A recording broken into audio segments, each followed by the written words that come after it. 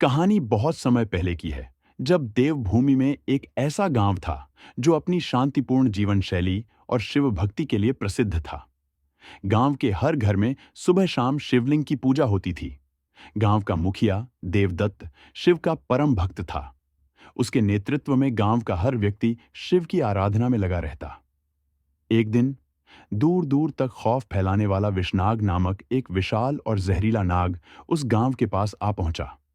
विषनाग न केवल जहरीला था, बल्कि अपनी क्रूरता के लिए भी जाना जाता था। वह गांव में तबाही मचाने लगा। विषनाग ने गांव के तालाब पर कब्जा कर लिया, जिससे गांव के लोगों को पानी मिलना बंद हो गया। उसने घोषणा की कि हर पूर्णिमा की रात उसे बलि चाहिए, नहीं तो वह पूरे गांव को नष्ट कर देगा। गांव के लोग भयभीत हो गए। पहली बलि के लिए उसने देवदत्त की नन्ही बेटी आर्या को चुना। देवदत्त और उसकी पत्नी इस निर्णय से टूट गए, लेकिन विषनाग के डर से वे कुछ नहीं कर सकते थे। देवदत्त ने अपनी बेटी को बचाने और गांव को संकट से मुक्त करने के लिए भगवान शिव की शरण ली।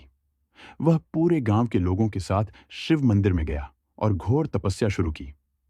दिन रात एयूएम नमः शिवाय का जाप गूंजने लगा। शिवलिंग पर जल, बेलपत्र और दूध चढ़ाया गया।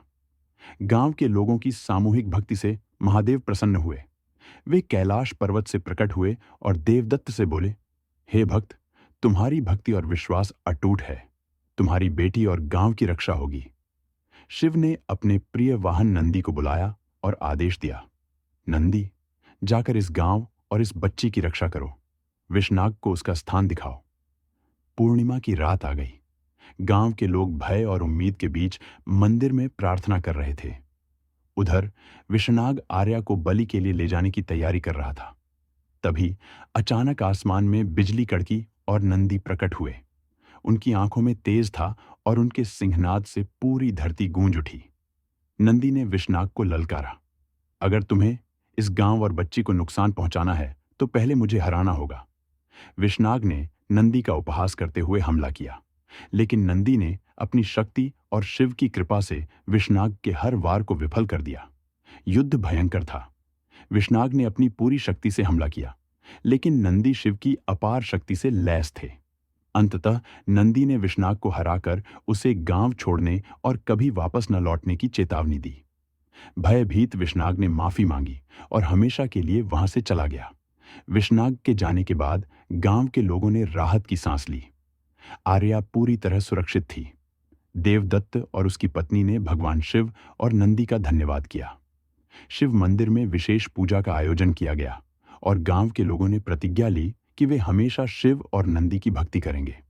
गांव में हर साल शिवरात्रि के दिन एक बड़ा उत्सव मनाया जाने लगा। नंदी की मूर्ति को शिवलिंग के पास स्थापित किया गया और उनकी वीरता की कहानी हर पीढ़ी को सुनाई गई। इस कहानी से यह संदेश मिलता है कि जब भक्त सच्चे मन से भगवान शिव की शरण में जाते हैं तो वे अपने भक्तों की हर संकट से रक्षा करते हैं। नंदी का समर्पण, साहस और भक्ति यह सिखाते हैं कि सच्चाई और धर्म के मार्ग पर चलते हुए सबसे बड़े संकटों का सामना किया जा सकता है।